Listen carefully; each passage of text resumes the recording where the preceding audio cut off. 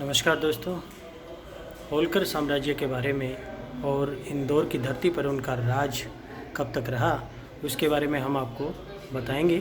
ये भगवान का मंदिर है, भगवान श्री गणेश का, उनके द्वारा ही इसका निर्माण किया गया। ये उन रजवाड़ों की चित्र है और ये प्रमुख चित्र है उस समय जब ये खींचा गया था। ये यहाँ पर उनके बारे में विस्तृत जानकारी दी हुई है। ये रजवाड़ा है, उसके बारे में यहाँ काफ़ी जानकारी दी गई है। इंदौर प्राचीन काल से है। इंदौर क्षेत्र में उज्जैन और धार के निकट का क्षेत्र जुड़ा हुआ है। मध्यकालीन इंदौर के बारे में भी यहाँ बहुत कुछ जानकारी दी गई है। ऐसा माना जाता है कि इंदौर कल्यूचुरी शासकों के भी अधीन रहा है कुछ समय के लिए। और नागभट्ट के विषय में भी यहाँ कई तरह की जानकारियाँ दी हुई हैं। ये इंदेश्वर महामंदिर, यहाँ पर उनके बारे में ऐतिहासिक जानकारियाँ हैं। कुछ मूर्तियाँ, प्राचीन मूर्तियाँ जो सैकड़ों वर्षों पुरानी हैं, वो यहाँ इस मंदिर के संग्रहालय में रखी हुई है। यहाँ अर्धनारीश्वर का भी एक प्रतिरूप रखा हुआ है और जहाँ ज्योतियाँ जलाने के लिए प्राचीन बिंब रखे हुए हैं। ये बेहद प्राचीन मूर्तियाँ हैं।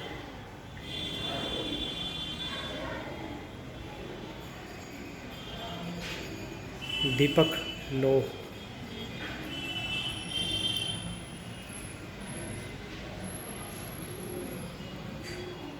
ये प्राचीन रजवाड़ों के बारे में यहाँ इतिहास दिखाने के लिए एक संग्रहालय यहाँ बनाया गया है, जो मल्हार राव होलकर प्रथम से लेकर के जो भी उनके वंशज रहे हैं उनके बारे में यहाँ विस्तृत जानकारियाँ दी हुई है। अब हम उन खास विषयों पर दिखाएंगे कि उनका रजवाड़े पर किस प्रकार से अधिकार रहता था। और ये वो चित्र है जिसमें उनकी सेना दिखाई गई है और ये बंदूक उस समय जो प्रयोग में लाई जाती थी प्रमुख सैनिकों के द्वारा। ये हमारे कई जगह इसे लमछड़ कहा जाता है। ये काफ़ी लंबी है, लगभग 6.25 फीट के करीबन। और ये वो संदूक जिसमें बारूद और गोलियां जो है, गोलाकार गोलियां यहाँ रखी जाती थी। और ये बारूद के वो पात्र हैं जिनमें गोलियों को डुबोया जाता था। दरअसल ये कांसे और रांगे की गोलियों का प्रयोग किया जाता था। ये उस समय का एक बड़ा पात्र। और ये भी रजवाड़े घराने के कुछ ऐसे पात्र हैं जो कांसे के बर्तन हैं जो हमेशा प्रयोग में लाए जाते थे। पीतल की है, पीतल भेरी, पतीला और केतली जिसको अब इस समय हम लोग कहते हैं। और ये उन प्रमुख सैनिकों के चित्र हैं। क्योंकि अंग्रेज़ों के ज़माने में भी इन लोगों का प्रमुख योगदान रहता था। अंग्रेज शासनकाल में भी ये खूब फले फूले थे और इनका एकमात्र अधिकार हुआ करता। ये वो हथियार हैं, इनके बारे में कुछ विशेष जानकारियाँ हम आपको बता दें कि ये उन रजवाड़ों की एक ढाल दी हुई है। बाकी जो तलवारें हैं ये काफ़ी प्राचीन हो चुकी हैं, काफ़ी पुरानी हैं। ये सेमनली बंदूक, जिसे इकलौता जो है उस समय प्रयोग किया जाता था। खिड़की के दोनों ओर दूसरी बंदूकें रखी हुई है जिसे बड़ी अच्छी कंडीशन में यहाँ पर रखा गया है। और ये अस्त्र पूजा, ये सिंदूर यहाँ पर जो दिखाया गया है, ये साफ जाहिर है कि इन अस्त्रों की यहाँ पर पूजा भी की जाती है समय समय पर। और अब आपको एक प्रमुख चीज़ हम बताएं कि ये तोप के वो गोले हैं जिनका इस्तेमाल जो है तोपों के लिए किया जाता था रजवाहों के समय। इनमें कहीं ना कहीं एक होल होता था और उसमें बारूद भरा जाता था और ये काफ़ी बड़े हैं, 1 किलोग्राम से लेकर के और 20 किलोग्राम तक ये हो सकते हैं। ये भारोत्तोलक जिसे पंसेरी या मन, 1 मन तक का भार इसके अंदर है। स्थानीय भाषा में इसे पंसेरी भी कहा जाता है। ये भी यहाँ चित्रों में ये काफ़ी कांसे और तांबे के बर्तन जो यहाँ देख रहे हैं आप, ये काफ़ी बड़े हैं और इनका प्रयोग उस समय, इस पर कुछ लिखा हुआ भी है, सन इस पे लिखा हुआ है, यानी ये 1800 के लगभग सदी में इनका निर्माण हुआ है। संबंधित कुछ ये चित्र दिखाए गए हैं। खदानों के बारे में भी यहाँ विस्तृत जानकारी ये चित्र जो है आपको दे रही है। ये मंदिर और इससे संबंधित काफ़ी चित्र यहाँ रॉयल, ये भी कांसे और तांबे के बर्तन यहाँ पर दिए हुए हैं, जो बड़े बड़े थाल हैं जिनमें अलग अलग चीज़ें। ये अंग्रेज़ों के समय जब युद्ध मोर्चा जब संभाला जाता था उस समय का ये विस्तृत चित्र है। इससे ऊपर कुछ अधिकारी रजवाहें जो है यहाँ दिखाई दे रहे हैं। और ये पुल जिस समय युद्ध के समय सैनिकों के द्वारा जब एक किनारे से दूसरे किनारे को पार करने के लिए प्रयोग किए जाते थे। ये देवी अहिल्याबाई के बारे में पूरी जानकारी यहाँ पर दी हुई है और उनसे संबंधित मंदिरों का भी यहाँ निर्माण करवाया गया था और कई प्रकार की परियोजनाएं जो है ये चलाई गई थी।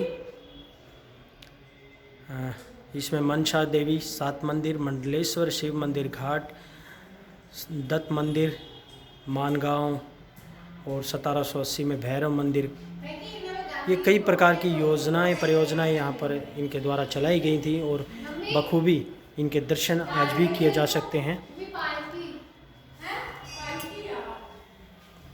ये वो पालकी है जिसमें राजा और जो राज परिवार के लोग एक स्थान से दूसरे स्थान पर जब मल्लाहों के जरिए जाया करते थे, उन्हें बाकायदा 4 व्यक्ति एक स्थान से दूसरे स्थान पर लेकर के जाते थे।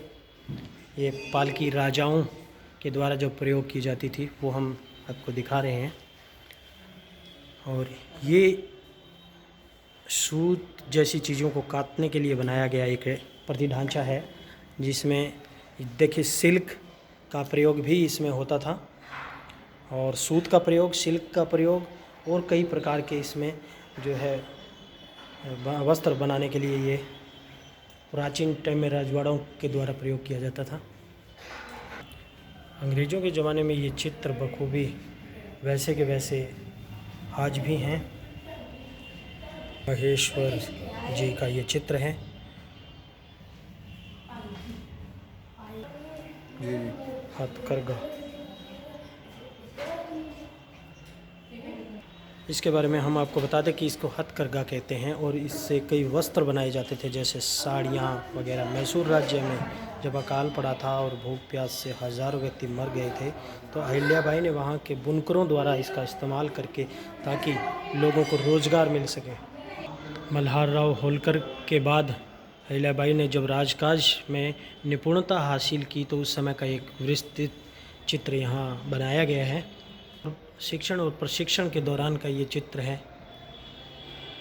संपन्न हुआ। तो ये आप देख सकते हैं कि किस प्रकार से विवाह रस्म जो है यहाँ पूरी की जाती थी। इस चित्र के बारे में बताया जाता है कि जब अहिल्या एक छोटी थी तो भगवान शंकर की पूजा करते समय उन्होंने जो है होलकर जी ने देख लिया था और तभी उन्होंने ये सोच लिया था कि वो उनकी पुत्र वधू बनेगी।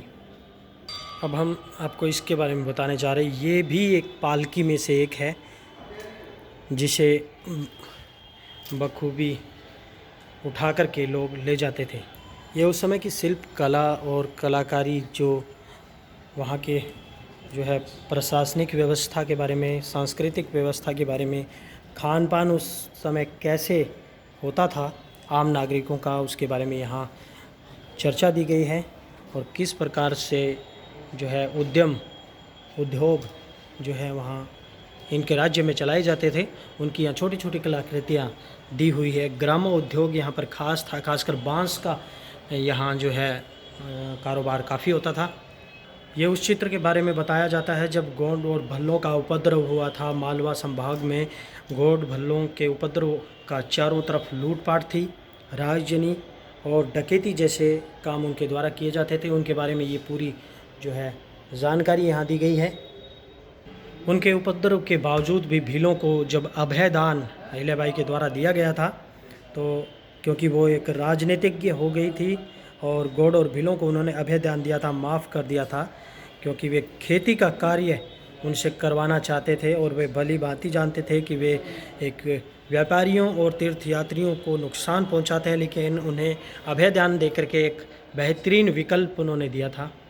यहाँ पर पूरे राज परिवार के बारे में बहुत सारी जानकारियाँ दी हुई हैं दोस्तों।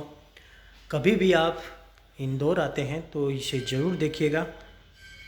यहाँ पर अलग अलग तरह के पैलेस हैं, लेकिन हम बहुत सारी चीज़ें आपको नहीं दिखा पाएंगे क्योंकि घूमना बहुत मुश्किल है।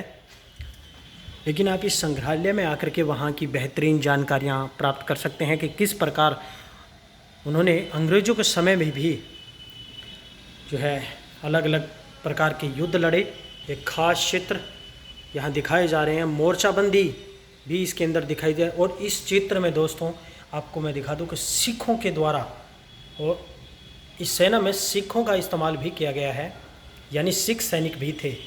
ये दोस्तों वो बंदूकें हैं जो अंग्रेज़ी शासन के दौरान उपयोग की जाती थी, क्योंकि ये एक अंग्रेज़ी हुकूमत के दौरान के राजा हैं, तो उस दौरान ये अंग्रेज़ी हुकूमत के साथ इन्हें ये कई युद्धों को लड़ना पड़ता था। तो सबसे ज़्यादा अंग्रेज़ों के चित्र यहाँ दिखाए गए हैं। इनकी सेना में अंग्रेज़ अधिकारी ज़्यादा थे। दोस्तों ये रेलवे की गन है जो रेल के ऊपर इस्तेमाल की जाती थी जहाज़ों को गिराने के लिए। बहुत बड़ी गन है और इसका प्रयोग शायद ही कभी हुआ हो, लेकिन यहाँ ये चित्र दिखाया गया है।